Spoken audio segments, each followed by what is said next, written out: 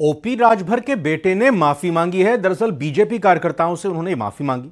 मुख्तार अंसारी के समर्थन में उन्होंने एक बयान दिया था और पिता के बयान के लिए उन्होंने माफी मांगी है। अरविंद की माफी का वीडियो अब वायरल हो रहा है।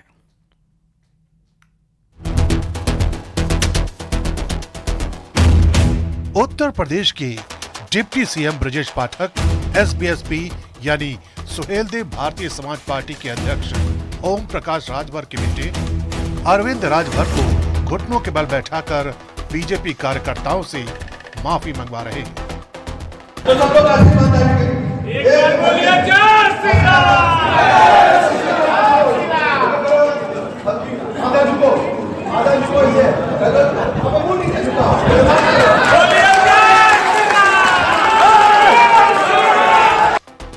बताया गया कि अरविंद राजभर ने माफी इसलिए मांगी क्योंकि बीजेपी कार्यकर्ता उन पर आग बबूला थे।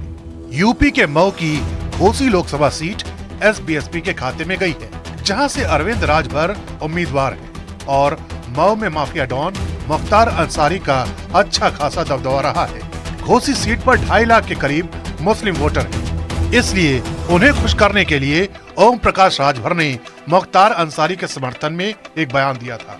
उस बयान पर बीजेपी कार्यकर्ता उनके बेटे अरविंद राजभर से नाराज हो गए। इतने नाराज कि जब पार्टी कार्यकर्ताओं का एक सम्मेलन हुआ तो अरविंद राजभर का स्वागत करने के लिए कोई मंच पर नहीं पहुंचा। डिप्टी सीएम ब्रजेश पाठक का तो स्वागत हुआ, मगर अरविंद राजभर के नाम की घोषणा होने के बावजूद बीजेपी की तरफ से किसी ने भी उनका स्वागत नहीं किया।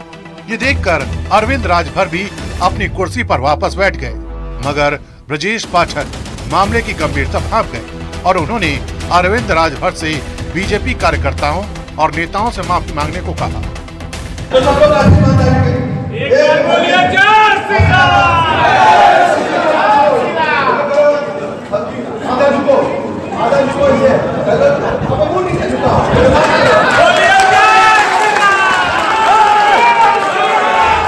लेकिन अरविंद राजभर ने कहा कि वो बीजेपी कार्यकर्ताओं से माफी नहीं बल्कि चुनाव में जीत के लिए उनका आशीर्वाद मांग रहे थे। वो हम अपने कार्यकर्ताओं से आशीर्वाद की कामना कर रहे थे और मैं आशीर्वाद ऐसे ही मांगता हूं। जब भी मैं कोई बड़ा कार्यक्रम करता हूं, मेरे पार्टी का व्यक्तिगत जब रैली होती है, तब भी मैं अपने समर्थक अपने कार्यकर्ताओं के सामने जब स्वागत करने के लिए जाता हूं तो मैं उनसे झुक करके ही प्रणाम करता हूं। मुख्तार अंसारी और उसके परिवार की पूर्वांचल में तूती बोलती है, इसी वजह से नेता उसके खिलाफ खड़े होकर अपने पैर पर कुल्हाड़ी नहीं मारना चाहते।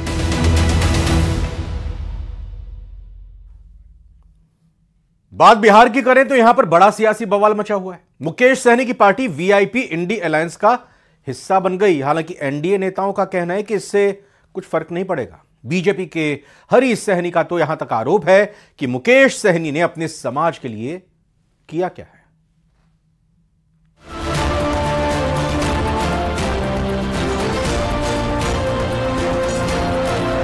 लोकसभा चुनाव में एनडीए के मुकाबले के लिए आरजेडी ने मुकेश सहनी से चुनावी गठबंधन कर लिया और अपने खाते की 3 सीट मुकेश सहनी की पार्टी वीआईपी को दे दी। लेकिन एनडीए नेताओं को नहीं लगता कि मुकेश सहनी के एनडीए अलायंस में जाने से एनडीए की सेहत पर कोई असर पड़ने वाला है। जेडीयू और बीजेपी नेताओं का खुलकर कहना है कि बिहार की सभी 40 की 40 सीटें एनडीए के खाते में जाएंगी। आज जो जाति की राजनीति कर करके इस तरह के वातावरण बनाते हैं, उनको निराशा हाथ लगेगी।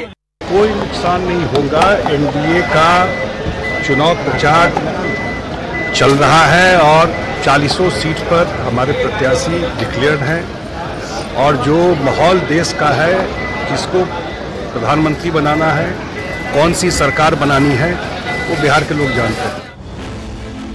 खुद को निषाद समाज का सबसे बड़ा नेता बताने में लगे मुकेश सहनी पर निषाद समाज से आने वाले बीजेपी कोटे के मंत्री हरीश सहनी ने बड़ा आरोप लगा दिया। हरीश सहनी का आरोप है कि मुकेश सहनी ने अब तक अपने समाज के लिए कुछ नहीं किया। जब आरक्षण की जो लोग बात करते हैं, मैं उनसे पूछता हूं, जब वो जो आरक्षण उनके हाथ में था, वो अपने समाज को वो बांट सकते थे टिकट, उस समय में कहां चला गया था। मुकेश सहनी खुद को सन ऑफ मल्लाह कहते हैं और अब तक निषाद आरक्षण का मुद्दा उठाते रहे हैं। लेकिन एक सच्चाई ये भी है कि मुकेश सहनी अब तक दोनों ही गठबंधन घूम चुके हैं, लेकिन खुद कभी चुनाव नहीं जीत सके। न्यूज़ 18 के लिए पटना से रवि नारायण, शैलेंद्र और धर्मेंद्र की रिपोर्ट।